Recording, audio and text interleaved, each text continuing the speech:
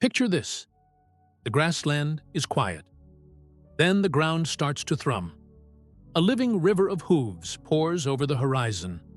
Wildebeest, zebras, gazelles, moving in endless lines. Behind them, shadows.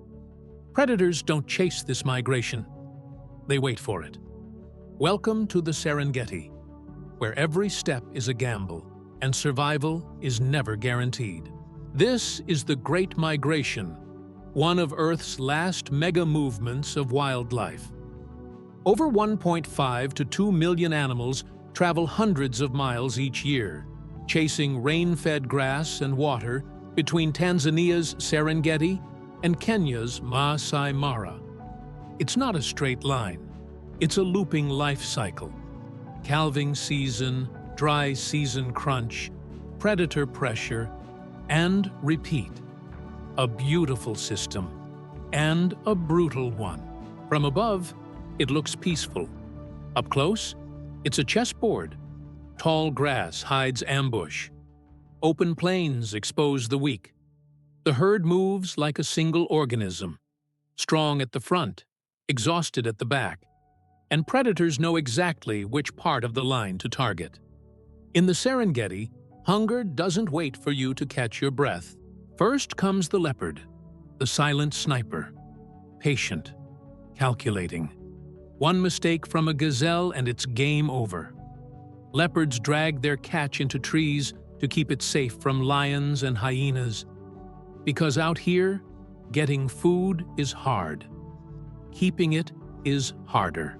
Then there's the cheetah, built like a race car. It can hit 60 miles per hour in 3 seconds, faster than anything else on land. But the cheetah's problem isn't speed. It's time. Most chases last seconds.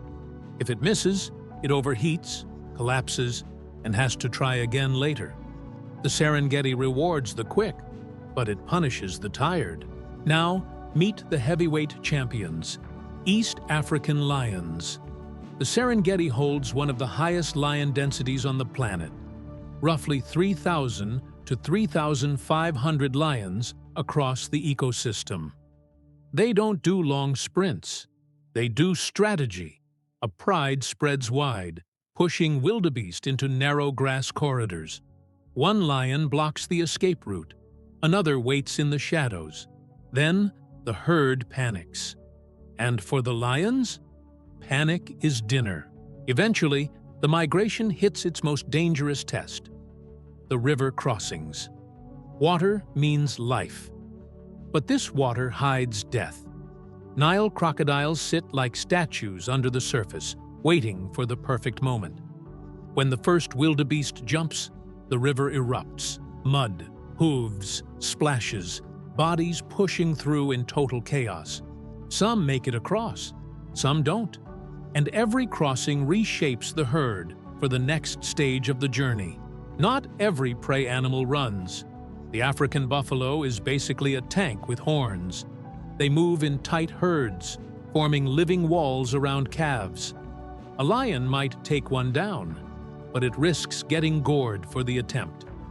Buffalo also shape the land, grazing huge amounts of grass daily, clearing space for new plants and boosting biodiversity. They're not just survivors. They're ecosystem engineers. Now add the Serengeti's chaos specialists, spotted hyenas. They live in massive clans, often led by females. They hunt together, mostly at night, and they're built for endurance. Hyenas can chase prey for miles until it simply can't run anymore. And when they eat, almost nothing goes to waste. They're hunters, scavengers, and the Serengeti's cleanup crew, all in one. But here's the part most documentaries skip. The migration doesn't move inside a perfect bubble.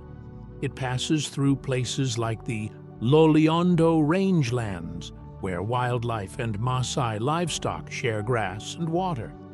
As droughts hit harder and land use expands, the corridor tightens. Scientists warn that climate change, roads, fences, and growing human activity are already reshaping migration routes and timing.